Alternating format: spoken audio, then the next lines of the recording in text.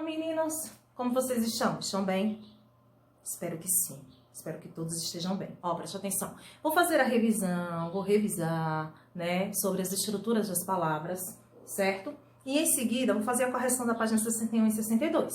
Primeiro, vamos revisar morfemas, radical, prefixos, sufixos, certo? Vogal temática. E depois, a correção da página 61 e 62. Combinado? Vamos lá? Agora comigo? Vamos lá. Ó, vamos relembrar os morfemas. São as menores unidades significativas que, reunidas, formam as palavras e dão sentido a elas. Até aí tranquilo, né? Ó, separar uma palavra em seus morfemas, né, constituintes, é bem diferente de separá-la em sílabas. Observe a palavra passarinhos. Veja como a palavra passarinhos está separada, está feita a divisão silábica, né, e a divisão mórfica. Observe a sua diferença. Observe que na divisão mórfica nós temos aí radical, né? Nós temos a desinência de gênero, a desinência de número, não é verdade? Ó, vamos lá. Com relação ao radical, vocês sabem que é o morfema que contém o significado básico do vocábulo e é a partir do qual se pode constituir uma família de quê? De palavras. Não é isso? Vamos lá? Os morfemas em destaque, né? Os morfemas em destaque, eles recebem geralmente o que? Seus afixos, né? E eles podem ser subdivididos em prefixos e sufixos. Quando eu digo infeliz, eu estou posicionando, né, uma partícula antes do radical. Então, prefixo infeliz. É uma partícula, né? E vem antes do radical. Quando eu digo felizmente, eu estou colocando após, depois do radical. Certo? Desinências. Olha, são elementos que se juntam à parte final de certas palavras para caracterizar as flexões. Ou seja, as variações de forma que elas podem apresentar, dependendo de se ligarem a nomes ou a verbos. As desinências, elas subdividem-se nos dois grupos. Quais são esses dois grupos? Os nominais e os verbais, né? Aí eu pergunto, qual é a diferença entre sufixo e desinência? Gente, olha, embora ambos se posicionem no fim da palavra, existe diferença, certo? Ó, presta atenção, sufixos alteram em parte o significado da palavra, ou seja, o radical, original. Já a desinência não tem essa alteração, não. O significado da palavra permanece. Apenas indica se está no masculino ou feminino ou no plural, né? Nos nomes com as suas variações de pessoa, de tempo, de modo, certo? Nos verbos. Ó, se tratando da vogal temática, né? Observe a forma verbal cantavas, né? Nós temos aí radical, a vogal temática destacada e o VAR, né? Que é desinências verbais, não é isso? A vogal A, que aparece entre o radical e as desinências, essa vogal, ela é denominada o quê? Vogal temática, já está dizendo, ela é vogal. A função dela é preparar o radical para receber suas desinências. Note que se não tivesse, né, a vogal temática, nós obteríamos o quê? Cantivas. Não é verdade? E não existe essa palavra na nossa língua, no nosso idioma. Então é necessário a vogal temática. Por quê? A vogal temática, ela prepara o radical para receber o quê? As desinências. Não é isso mesmo? Vocês estão lembrando?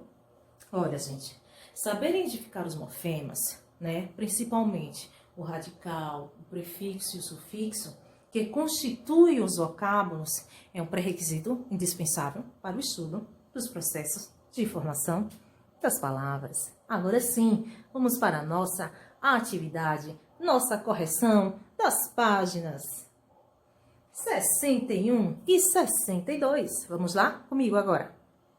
Vamos lá agora. Ó, tem o seguinte, tem um texto, né, que faz referência para a primeira até a quarta questão, né?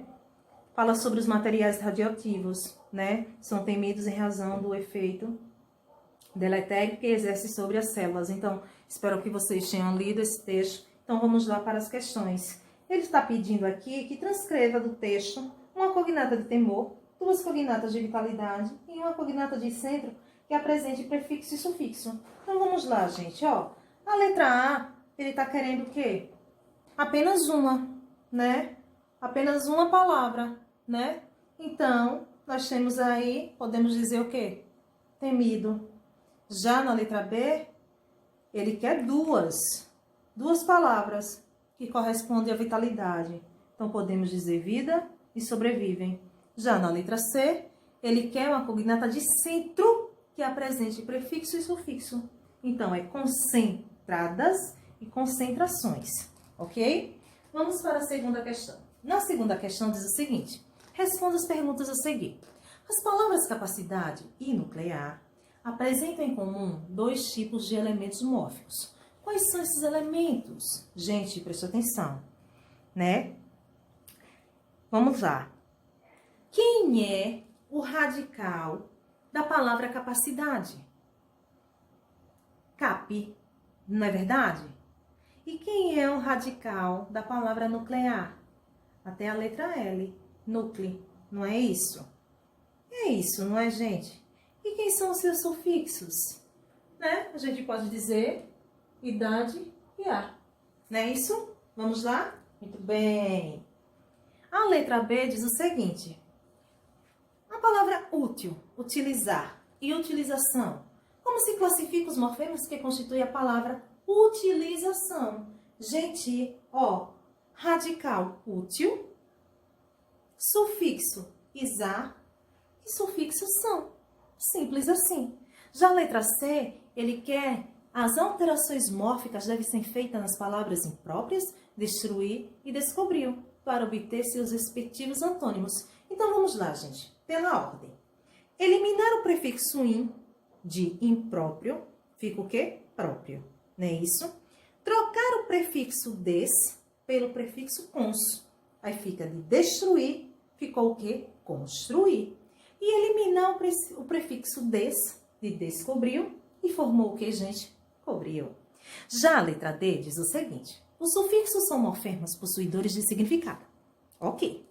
Em material e tumoral, por exemplo, o sufixo al significa relativo a, né? Material, relativo à matéria.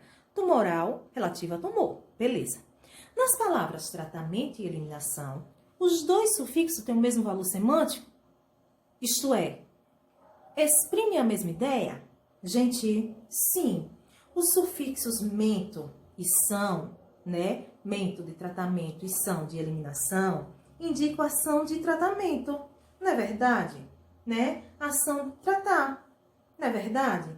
Porque, olha, tratamento está indicando o quê? Ação de tratar. E eliminação? Ação de eliminar. Certo? Tranquilo até aí, né? Fácil, né? Ó, vamos lá. Aí eu coloquei para vocês. Faça o que se pede nos itens a seguir. Na palavra impróprios, identifique o radical, a desinência do gênero e a desinência de número. Gente, muito fácil. O radical da palavra impróprios é o quê? Próprio, né? Nós temos o que aqui? Próprio. Desinência de gênero, ó. Desinência de número, S. Simples assim, não é isso? Vamos lá? Vamos seguindo. Ó.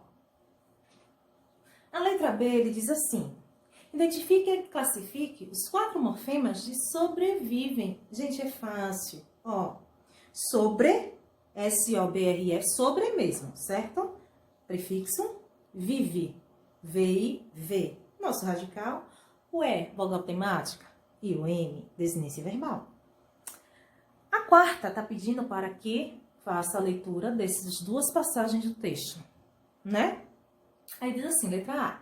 Identifica o radical grego comum às palavras microscópicos e supermicróbios e dê o seu significado. Gente, o radical micro significa o quê? Pequeno, não é isso? Ó, na letra B, além do radical referido no item anterior, na palavra supermicróbios, há um prefixo latino e um outro radical grego. Vamos lá? Ó, preste atenção. Super, posição superior. E bio, vida, né? Exemplo de vida. O radical escópio, que entra na formação de microscópico, microscópicos, agora saiu certo, microscópicos, né? Aparece em muitas outras palavras, como telescópio, periscópio, endoscopia e assim por diante. Qual o significado desse radical? Gente, significa o quê? Ver. O significado desse radical é ver, certo? Ver, de visão mesmo, de olhar, certo? A letra D, na nomenclatura científica, a palavra latina coccus significa bactéria, né? A palavra de origem grega philo, que aparece, por exemplo, em filósofo e bibliófilo, né? Peraí, calma, vamos lá. A palavra de origem grega philo, que aparece, por exemplo, em filósofo e bibliófilo, significa o quê? Amigo que gosta de ler. Beleza. Qual é, então, o significado literal de micrococcus radiofilos? Então, ele quer saber qual é o significado. Então, o significado significa o quê? Uma bactéria pequena, amiga, que gosta de radiatividade, ou seja, de materiais radiativos. Vejam só. Interessante nessa questão, né? Ó, essa é muito top. Escolha no quadro o prefixo adequado para formar uma palavra de sentido equivalente à expressão destacada em cada frase. Nós temos aí vários prefixos e vamos adequar as perguntinhas dos itens A, B, C, D e F. Ele pretende comprar um carro com motor que usa 2 combustíveis. Essa é fácil, né? Bicombustível. Por causa da pane, os técnicos precisaram programar novamente as máquinas. Reprogramar. As viagens de ônibus entre estados terão o preço das passagens aumentado em 10%. É o quê? Interestadual, né, gente? Pode ser interestaduais, pode colocar no plural, sem problema nenhum. Letra D. O atleta não estava suportando a dor da contusão, por isso precisou tomar uma injeção dentro do músculo. Significa o quê? Intramuscular. Já a letra E. O ex-governador sempre se caracterizou por suas atitudes contra a democracia. Ele é antidemocráticas. E a letra F. A decisão deverá ser tomada por uma comissão que esteja acima dos partidos. Suprapartidária. Veja só. Vamos para a sexta? A sexta questão, gente, ó, preste atenção. A sexta questão diz assim: responda as perguntas a seguir. As palavras escurecer e espalhar são formadas pelos mesmos tipos de morfemas? Sim, gente. Ó, as duas apresentam radical, né? E sufixo. Qual é o radical de escurecer? Escur, né? Até a letrinha R. E de espelhar até a letrinha H. E quais são os seus sufixos? EC e A. Agora, a letra B, observe que nós temos a amarelar e avermelhar. E aí? Gente, nesse caso, né? Nesse caso, os morfemas não são formados pelos mesmos tipos. Porque na palavra amarelar, apresenta radical até a letrinha L e sufixo AR. Já na palavra avermelhar, nós temos prefixo A, nós temos radical vermelho até o H e nós temos o sufixo A. Correto? Ó, vamos para a nossa última questão. Está pedindo que vocês leiam esses 2 trechos da crônica Um Pé de Milho de Rubem Braga, certo? Então, preste atenção. Já viu o leitor em pé de milho? Eu nunca tinha visto.